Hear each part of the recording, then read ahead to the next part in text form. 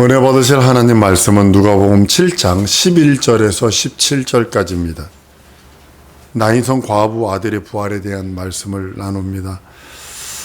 예수께서 나인성이라는 성에 이르렀을 때 사람들이 죽은 자를 메우고 나옵니다. 하루입니다. 잘 들으셔야 합니다. 하루에 이거 우리는 3일장 혹은 5일장 홀수장을 하지만 중동 지역이 더운 지역은 죽으면 그 즉시입니다. 죽으면 그 즉시예요. 왜냐하면 염을 하면 냄새 때문에 어떻게 했지? 요즘에는 냉동고로 집어넣고 그러니까 그런데 예전에는 그냥 하루에 그날로 갖다 묻어버립니다. 메고 가는데 예수를 딱 만나요. 너무나 절묘한 타이밍 아닌가요? 죽어서 나가는데 어떻게 예수님과 딱 맞아 떨어지는 그런 것들이요. 이 사건을 준비하면서 그랬어요. 하나님이 나를 딱 바라보실 적에 나하고 딱 맞아 떨어졌을 때 어떻을까? 이 말씀 속에서요, 나인성의 그 과부의 아들이 예수를 못 만나면 어떻게 됐을까?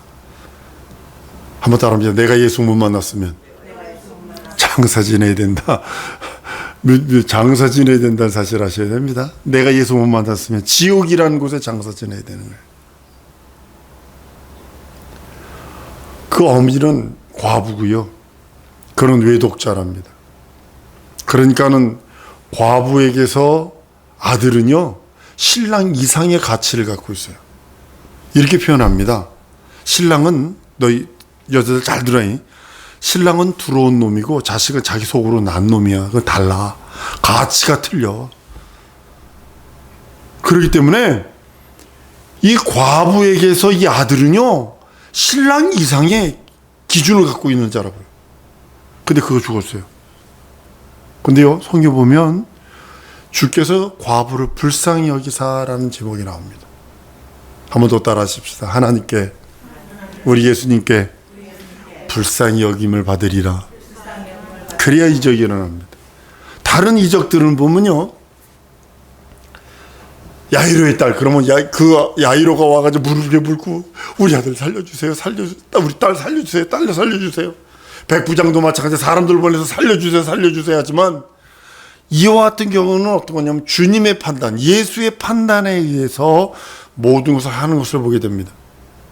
많은 이적 중에 혹시 게네사렛 호숫가에서 모여든 많은 사람들에게 예수님이 말씀을 전합니다.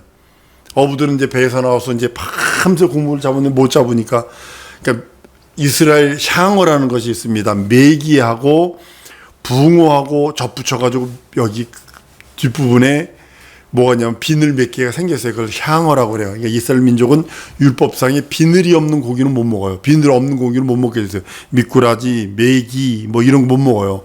그러니까는 이스라엘 그 갈릴리 바다에 그 메기 같은 게 크거든요. 저쪽 강가에서 잡은 메기들은요, 제 키보다 큽니다. 이 의자만 합니다. 그 인도 같은 데 가서는 절대로 잉어 먹으면 안 되고, 그 다음에 그 메기 먹으면 안 돼요. 사람 뼈가 그 뱃속에서 이렇게 갈라보면 나옵니다. 그런데, 그걸 비늘 없는 고기들이 자기 잡으니까 이스라엘 사람들이, 과학자들이 그거를 이렇게 교배를 시켜요. 그래가지고, 향어를 보면 이 등짝에 비늘이 몇 개가 이렇게 있어요.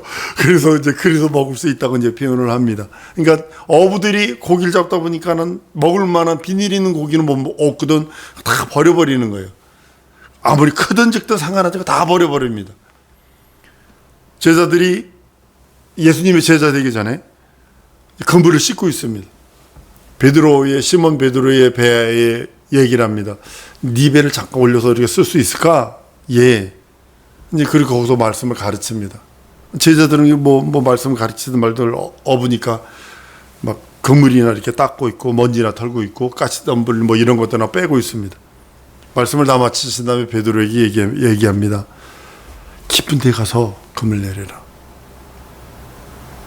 여기서 아주 명대사가 나오죠. 누가복음 5장 5절입니다. 시몬이 대답하여 가로되 선생이여, 우리들이 밤이 맞도록 수고하였을 때 얻은 것이 없지만 말씀에 의지하여 내가 그물을 내리겠나이다 라고 하면서, 말씀에 의지하여서 내가 그물을 내리겠습니다. 내가 밤새 수고해서 못 잡았지만 이제는 내가 말씀을 의지해서, 왜냐하면 고기의 습성은요, 밤에는 낮은 데로 수풀이 있는 수초 있는 곳에 들어와서 자고, 낮에는 깊은 데로 들어가 버려요. 그러니까 이 어부들이 밤에 깊은 데다가 내리는 것이 아니라 낮은 곳에서 그물을 친다고요. 제가 양평에 갔을 때 보니까 친구가 그 매운탕 집을 하는데 부모님이 매운탕 집을 하니까 아들은 배를 가지고 고기를 잡아요. 근데 어떻게 하니까 친구가 왔다 그러니까 밤에 뭐죠? 모치기 하러 간대요. 그래서 배를 타래요. 배 타더니 그물을 줄줄줄줄 내리더라고요. 그러더니 노를 갖다가 물을 갖다 막 때려요. 막 때려요. 그러니까 물에다가 치는 소리가 요란하게 고기가 놀라서 확 도망가는 거예요. 도망가서 이제 그물에 잡히도록 그렇게 해서 매운탕을 먹은 적이 있습니다만 시몬이 그럽니다. 말씀에 순종해가지고 깊은 곳으로 내려서 그물을 내립니다. 어부들의 상식과 판단 모든 걸 초월합니다. 그리고 그 고기를 많이 잡았는데 어떻게 되냐면 그물이 찢어진다고 그럽니다. 동무들을 불러서 그 고기를 잡았는데 153마리를 잡았다고 해서 모나미 벌판에 153이 저희가 잡은 그 고기를 쓴 거라고 그럽니다.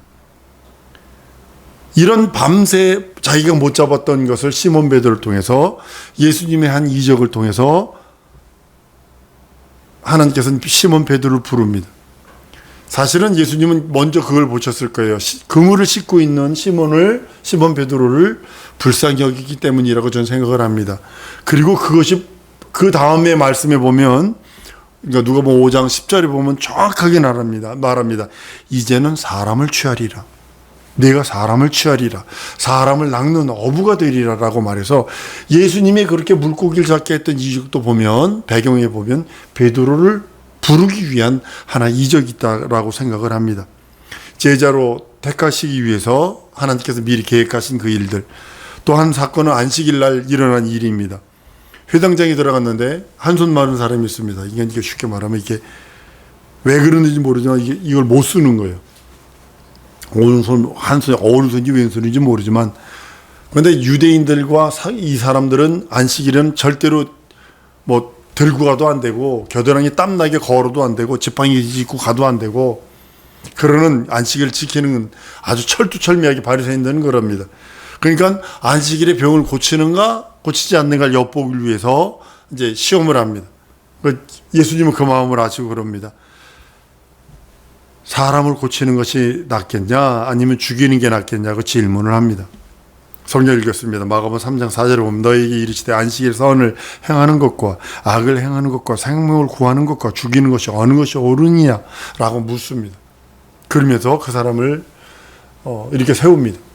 사람들은 예수가 율법을 지키는가 지키지 않는가 고속거리를 찾아야 되는데 어떻게 해야 될까 하는 것에 그들은 선을 행하고 생명을 구하는 거에 관심이 없고 율법이라고 하는 그 법을 지키느냐 안 지키느냐 그것만 본다는 거죠. 예수님의 관점과 사람의 관점이 틀린 것을 보게 됩니다. 어떤 때는 우리의 관점과 하나님의 관점이 틀려요. 눈높이가 틀릴 때가 있어요. 나는 지금 이렇게 하기 싶은데 하나님의 눈높이는 다르게 있는 것을 보게 돼요. 그래서 빨리 내 것을 포기하지 않으면 무슨 일이 생기냐면 훈련 들어갑니다. 아주 심각한 훈련 들어갑니다. 제가 가끔가다 얘기하잖아요. 알아서 깨질래 맞고 깨질래. 이건 하나님의 관점이기 때문에 어쩔 수 없습니다. 예수님은 선을 행하는 것, 생명을 구하는 것에 관심이 있었고 그들은 율법을 지키냐 지키지 않느냐 바리새인들은 거기에 관심이 있기 때문에 그럽니다. 하나님의 관점과 사람의 관점이 완전히 다른 것을 성경을 통해서 보여주십니다. 예수님은 하나님의 관점에서 생명을 구하는 일을 으뜸으로 생각을 하시고 그것을 이루시려고 손 마른 자에게 손을 내밀라고 그럽니다. 손 내미니까 회복되죠. 근데 사람들은 바리새인들은 예수를 잡아 죽이려고 하지만 사람들은 이적을 보면서 하나님의 살아계심을 안다는 거죠. 이 사건을 통해서도 보면 손 마른 사람이 예수님 앞에 손 고쳐주세요 하지 않았어요. 이게 좀 고쳐주세요 하지 않았다고요. 우리 예수님의 목적이 있기 때문에 그 목적을 이루시려고 그 목적을 드러내시기 위해서 이적을 행했던 그런 모습도 있습니다. 베데스다라는 연못에서도 보면 38년 된 그 중풍병자가 있습니다. 연못이 동한대요. 움직인데 막 불불 끓어오르는지 어떻게 동한다고 그럽니다. 그러면 어떤 병이 걸렸더니 거기 들어가면 안 돼요. 근데 38년 된 중풍병자가 거기 내려가려고 할 때 다른 사람들이 내려가서 나음을 얻는다고, 이적을 체험한다고 얘기를 합니다. 그러니까 그 가는 도중에 자기는 못 내려가니까 이적을 체험, 중풍병 왔으니까 대부분 다리를 못 쓰고 가끔 가다 여기 오다 보면 어떤 아저씨인데 그 걷는 모습이 완전히 이래가지고 이래 걸어요. 빨리 걷는 것도 아니야. 한 걸음 걷고 조금 있다가 한 걸음 걷고. 그 마치 로봇가 띠뚱 가는 것처럼 그렇게 걸어요. 근데 그분은 계속 걸어 다니더라고요. 왜냐하면 그렇지 않으면 그것마저 굳는다고 생각을 하는 것 같습니다. 그러니까 연못가에 들어갈 수 있는 기회, 베데스다라고 하는 연못가에 들어갈 수 있는 기회를 얻지 못하니까 깊은 시리와 절망과 좌절, 38년이라는 세월이 질러버렸어요. 여러분, 병원에 누워있는 사람이 있잖아요. 1년만 누워있으면요, 다시 회복하려면요, 엄청나게 제어를 하지 않으면 안 됩니다. 우리 이 목사 보니까 교통사고 나서 팔 안 쓰니까요, 이것도 안 되더라고요. 이것도 팔이 이 이상도 안 올라가더라고요. 가서 재활받고 어떻게 해야 겨우 손이 등 뒤로 가는, 이게 안 됐었어요. 이게 여러분, 이거 되는 거 얼마나 행복한 건 줄 아세요? 이것도 안 돼요. 이것도 안 돼요. 책상 다리도 안 펴져요. 그런데 그거 재활해야 되거든요. 근데 38년 동안 중풍병으로 누워 있었던 사람은요, 이거는 움직일 수 있는 환경은 거의 없습니다. 지금 뭐 재활해서 어쩌고저쩌고 한다 그러도 옛날엔 거의 불가능합니다. 근데 요한복음 5장 6절에 보면 이렇게 말씀을 합니다. 예수께서 그 누운 것을 보시고 병이 벌써 오랜 줄 아시고 이르시되 내가 낫고자 하느냐 질문합니다. 예수님한테 38년 된 중풍병자도 고쳐주세요 얘기 안 했어요. 예수님이 물어봐요. 너 낫고자 하니? 병자는 고쳐달라는 소리도 안 합니다. 치료다 해달라는 소리도 못 합니다. 간청도 안 합니다. 다만 자기 어려운 환경을 하소연합니다.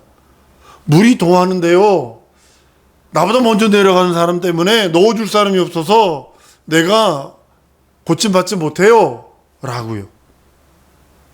그래서 38년 된 중풍병자를 하나님이 불쌍히 여기시는 거예요. 우리 예수님이 불쌍히 여기시는 거예요. 자신의 환경을, 어떤 상황을, 처지를 하나님께 아뢰는 거예요. 내 상황과 현실을, 하나님, 나 진짜 소망도 없는 것 같이 보이고 상황과 처지가 보이지 않는 미래와 같아서 어쩔 줄 모르나, 하나님 한탄하는 것이 아니라 이것을 보시고 하나님이 나를 불쌍히 여기도록 만들어야 된다는 거죠. 이 모든 이적과 표적은 보면 하나님의 눈에 불쌍히 여김을 받을 때, 관심을 끌을 때 치유와 이적이 있는 것을 보게 됩니다. 예수님의 말씀에 순종하여 움직이기 시작을 합니다. 내 침상 들고 가, 내 자리 들고 가. 그날도 안식이라고 그럽니다. 그 사람이 살고 싶어하는 몸부림이 있지 않으면 안 됩니다. 여러분들, 현실과 상황과 처지에 매여 있으면요, 살려고 하는 의지가 없어져 버려요. 하나님은 살고자 하는 자를 불쌍히 여기세요. 내 현실과 상황이 뒤집어지고 어그러지고 깨지고 엎어졌고 현실과 상황이 어려운 그런 처지일지라도 살고자 하는 자에게 하나님은 길을 열어주시는 것이 하나님의 치유의 방법이고 하나님의 생명의 방법입니다. 환경 때문에 어쩔 수 없는 상황에 놓인 그 모습, 절망 속에 있었던 그 모습, 탄식하며 꺼이꺼이 했던 그런 모습, 그것에 관심이 있는 것이 아니라 살려고 하는 그 생명의 의지가 있을 때 하나님께서는 역사하시는 모습을 봅니다. 38년 된 병자가 말로 표현하지 않았어요. 고쳐주세요, 어쩌고 저쩌고 얘기하지 않았어요. 그러나 그 마음속에서는 낫고자 하는, 그 병에서 해방되고 싶어하는 간절한 마음이 우리 예수님이 보셨을 거라고 전 이 말씀을 준비하면서 보았습니다. 살고자 하는 마음이 우리 마음에 있을 때 하나님께서 그에게 이적을 베푸시고 함께 하시는 것입니다. 예수님이 모든 방법들을 통해서 우리들에게 하나님의 의도와 하나님의 뜻을 따라 모든 걸 이루어 나가는 것을 보게 됩니다. 사람들의 간청이 없음에도 불구하고 이적과 표적을 행한 사건이 있었을 것을 우리를 보게 됩니다. 다른 목적으로 이적을 행했던 것을 우리는 보게 됩니다. 다시 나인성 과부 얘기로 돌아옵니다. 남편은 잃어버려서 외아들을 양육하고 있을 때 그 독자마자 죽은 그 모습이 가장 불쌍한 겁니다. 예전에 남편 잡아먹은 년이라고 그래가지고 과부 만들면요 사람 취급을 안 받았거든요. 게다가 자식까지 죽어? 이거는 돌덜짐의 대상이 됩니다. 그 사람과 상종하면 같이 그런 일을 당할까봐 거리도 두던 그런 때의 일들입니다. 그 의지할 수 있는 유일한 희망, 불꽃이 꺼지는 그 모습에 불쌍히 여기는 우리 예수님을 만났을 때의 역사가 일어납니다. 진정으로 내가 불꽃이 꺼져가는 가장 위험하고 가장 난처하고 가장 힘든 상황일지라도 우리 하나님의 그 불쌍하심, 우리 예수님의 그 불쌍함을 받을 적에 역사가 일어나는 모습을 보게 됩니다. 외아들을 살리셔서 아들에게 아내 그 과부에게 줍니다. 불쌍히 여김을 받았기 때문입니다. 세상 사랑은요 하나님께서 불쌍히 여김을 받는 사람과 미워하는 사람이 하나님께서는 극명하게 다른 것을 보게 돼요. 이 세상에는 하나님께서 이 세상을 사랑했다고 그럽니다. 하나님께서 독생자를 이 세상에 보낸 이유는 이 세상을 사랑하셨다고 표현하고 이 세상을 두 번째로는 불쌍히 여겼다고 표현하고 아들을 통하지 않으면 구원할 길이 없고 죄 용서 받을 길이 없다고 여기셔서 세상이 우리가 멸망치 않고 구원받기 원하시는 것이 하나님의 사랑과 하나님의 은혜와 은총이 있기 때문입니다.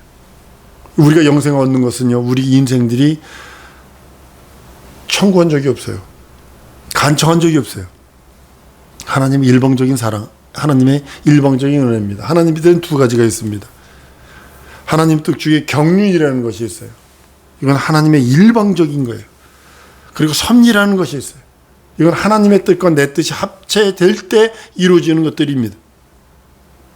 경륜은 하나님이 일방적인 목적과 일반적인 그 판단, 하나님의 일방적인 것에 의해서 하나님이 세우시기를 원하시는 성취가 반드시 되어야 된다고 하나님 원하는 그 하나님의 뜻이 경륜이라고 성경은 말씀합니다. 예수 이 땅에 오신 거예요. 일방적인 겁니다. 일방적이에요. 그래서 섭리는요, 하나님의 뜻과 사람의 뜻이 하나가 될 때, 합체라고 그러죠. 합치될 때 하나님의 뜻을 이룰 수 있습니다. 하나님의 경륜은요, 말씀이 육신이 되어 오신 것은 우리 인간들이 구한 적이 없어요. 예수 이 땅에 오시는 거예요. 우리 인생들이 알지도 못했고, 알려 할 수도 없고, 죄로 죽어버렸기 때문에 죽은 자가 할 수 있는 건 아무것도 없어요. 바깥에서 어떻게 해주지 않으면 아무것도 할 수 없는 거예요. 예수 그리스도의 고난과 죽음과 부활도요, 이것도 하나님의 일방적인 거예요.